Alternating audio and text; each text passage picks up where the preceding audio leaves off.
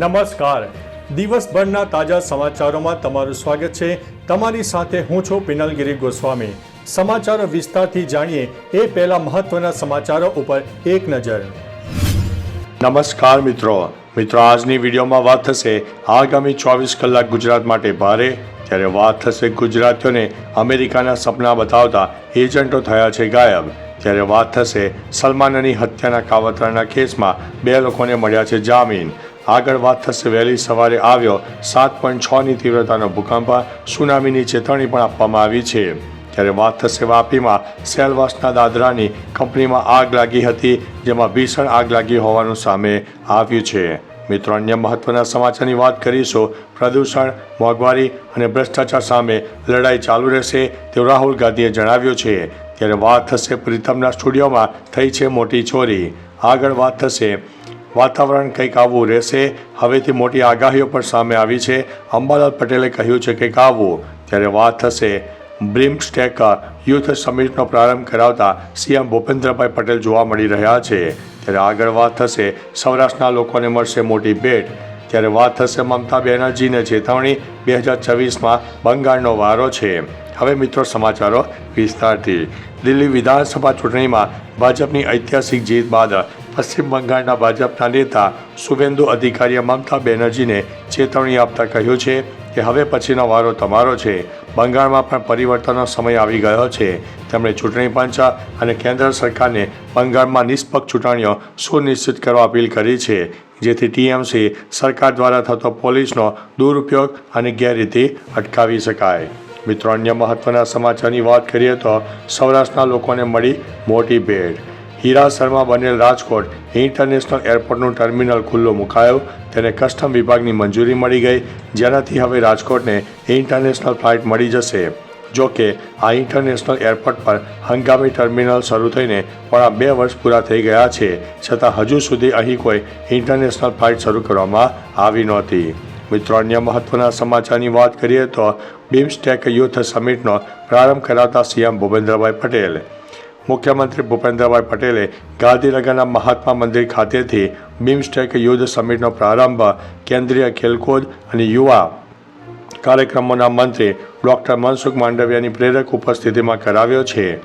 બે of Bengal initiative for multi sectoral technical and economical cooperation રાષ્ટ્રોના યુવાઓની આ 5 દિવસીય પ્રથમ સમિટ વડાપ્રધાન નરેન્દ્રભાઈ મોદીની પ્રેરણાથી યોજાઈ રહી છે। મિત્રો, અન્ય મહત્વના સમાચારની વાત કરીએ તો હજી ગુજરાતમાં ઠંડી ગઈ નથી। આ વચ્ચે વાતાવરણમાં નવી વાત કરીએ તો ઠંડા પવનો સાથે વાદળછાયું વાતાવરણ રહી શકે છે। બીજી તરફ અંબાલાલ પટેલે મોટી આગાહી કરી છે। તેમના જણાવ્યા અનુસાર રાજ્યમાં ઠંડા પવનો સાથે વાદળછાયું વાતાવરણ રહેશે। તેમણે ફેબ્રુઆરીના અંતમાં માવઠું આવશે તેવી આગાહી પણ કરી છે। આમ ગુજરાતવાસીઓએ ફરીથી કમોસમી વરસાદનો માર સહન કરવો પડી શકે છે। મિત્રો, અન્ય મહત્વના સમાચારની વાત કરીએ તો પ્રીતમના સ્ટુડિયોમાં થઈ છે ચોરી। બોલિવૂડ ફિલ્મ ઇન્ડસ્ટ્રીના ફેમસ મ્યુઝિક ડાયરેક્ટર પ્રીતમની ઓફિસમાં ચોરીનો મામલો સામે આવ્યો છે। આ કેસમાં પોલીસે પ્રીતમના સ્ટુડિયોમાં કામ કરતા વ્યક્તિની શોધ કરી રહી છે। આ વ્યક્તિ પર પ્રીતમની ઓફિસમાંથી 40 લાખ રૂપિયા ભરેલા કન્ટેનર સાથે ફરાર થવાનો આરોપ છે। પ્રીતમની ઓફિસ પર તેના સ્ટુડિયોમાં જ છે।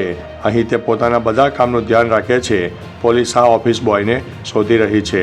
મિત્રો, અન્ય મહત્વના સમાચારની વાત કરીએ તો રાહુલ ગાંધીએ જણાવ્યું છે કે પ્રદૂષણ, મોંઘવારી, ભ્રષ્ટાચાર સામેની લડાઈ ચાલુ રહેશે। દિલ્હી ચૂંટણી પરિણામો પર રાહુલ ગાંધીએ કહ્યું છે કે અમે દિલ્હીના જનાદેશને નમ્રતાથી સ્વીકારીએ છીએ। રાજ્યના તમામ કોંગ્રેસના કાર્યકરોને તેમના સમર્પણ માટે અને તેમના સમર્થન માટે તમામ મતદારોનો હૃદયપૂર્વક આભાર। દિલ્હીની પ્રગતિ અને દિલ્હીવાસીઓના અધિકારો અને પ્રદૂષણ, મોંઘવારી અને ભ્રષ્ટાચાર સામે આ લડાઈ ચાલુ રહેશે। મિત્રો, અન્ય મહત્વના સમાચારની વાત કરીએ તો વાપીમાં સેલવાસના દાદરાની કંપનીમાં લાગી છે ભીષણ આગ। વાપીના સેલવાસના દાદરા ખાતે આવેલી કંપનીમાં શનિવારની મોડી સાંજે ભયાનક આગ લાગી હતી, જેમાં દોડધામ મચી ગઈ હતી। જોકે કંપનીના કર્મચારીઓ આગ લાગતા બહાર નીકળી જતા આ બાદ બચાવ થયો છે। સમગ્ર ઘટનાને પગલે ફાયર વિભાગની ટીમ ઘટના સ્થળે દોડી આવી હતી। ભીષણ આગને કાબૂમાં લેવા કવાયત હાથ ધરાઈ હતી, જ્યારે પોલીસની ટીમ પણ ઘટના સ્થળે આવી પહોંચી હતી। મિત્રો અન્ય મહત્વના સમાચારની વાત કરીએ તો વહેલી સવારે આવ્યો 7.6ની તીવ્રતાનો ભૂકંપ, સુનામીની ચેતવણી. કૈમન ટાપુઓના દક્ષિણ પશ્ચિમ કેરેબિયન ક્ષેત્રમાં ભૂકંપના આંચકાથી લોકો હચમચી ગયા. આ ભૂકંપની તીવ્રતા 7.6ની માપવામાં આવી હતી. યુનાઇટેડ સ્ટેટ ભૂસ્તરશાસ્ત્રીના સર્વે અનુસાર અસરગ્રસ્ત વિસ્તારો કોલંબિયા, કોસ્ટારિકા, હોન્ડુરાસ, નિકારાગુઆ અને ક્યુબા છે. કેરેબિયન સમુદ્ર અને ઉત્તરી હોન્ડારુસ સામે સુનામીની ચેતવણી જારી કરવામાં આવી છે. હાલમાં કોઈ નુકસાન થવાના અહેવાલ નથી મળી રહ્યા. મિત્રો અન્ય મહત્વના સમાચારની વાત કરીએ તો સલમાનની હત્યાના કાવતરાના કેસમાં 2 લોકોને મળ્યા છે જામીન. સલમાન ખાનની હત્યાનું કાવતરું ઘડનારાઓને બોમ્બે હાઈકોર્ટે જામીન આપ્યા છે. ગૌરવ ભાટિયા ઉર્ફે સંદીપ બિશ્નોઈ અને વાસ્પી મહમૂદ ખાન ઉર્ફે વસીમ ચિગનાનાને જામીન અપાયા છે. ન્યાયાધીશ NR બોરખોની બેન્ચે તેમને જામીન અરજીઓ સ્વીકારી લીધી છે. નવી મુંબઈ પોલીસ પ્રમાણે આ બંને સલમાન ખાનના પનવેલ સ્થિત ફાર્મ હાઉસ, બાંદ્રા સ્થિત તેના ઘર અને તેના શૂટિંગ સ્થળોની રેકી કરી હતી. મિત્રો અન્ય મહત્વના સમાચારની વાત કરીએ તો ગુજરાતીઓને અમેરિકાના સપના બતાવતા એજન્ટો થયા છે ગાયબ. અમેરિકામાં ગુજરાતમાંથી થયેલા ગેરકાયદેસર ગુજરાતીઓ બાદ હવે તેમના એજન્ટોને શોધવા માટે સરકાર તપાસ કરી રહી છે. એજન્ટોના નેટવર્કને શોધવા માટેનો તપાસનો ધમધમાટ શરૂ કરાયો છે. કબૂતરબાજીના નેટવર્કમાં કોણ કોણ સંડોવાયેલું છે તે માટે તપાસ એજન્સી મહેસાણા, અમદાવાદ, ગાંધીનગર, વડોદરા, મુંબઈ, દિલ્હીના એજન્ટોને શોધી રહી છે. કુલ 15થી વધુ એજન્ટોના નેટવર્કની તપાસ પણ કરાઈ રહી છે. મિત્રો અન્ય મહત્વના સમાચારની વાત કરીએ તો આગામી 24 કલાક માટે ભારે. હવામાન વિભાગ દ્વારા ઠંડીને લઈને આગાહી કરવામાં આવી છે. આગામી 24 કલાકમાં 2 થી 3 ડિગ્રી તાપમાનમાં વધારો થતાં ઠંડી ઘટશે. અમદાવાદમાં 15 ડિગ્રી, ગાંધીનગરમાં 14.2 ડિગ્રી તાપમાન નોંધાઈ રહ્યું છે. આગામી 24 કલાકમાં અમદાવાદનું તાપમાન વધીને 16 ડિગ્રી રહેવાની શક્યતાઓ છે. તેમજ હવામાન વિભાગ દ્વારા દરિયાકાંઠાના વિસ્તારો પર જુદું જુદું એલર્ટ આપવામાં આવ્યું છે.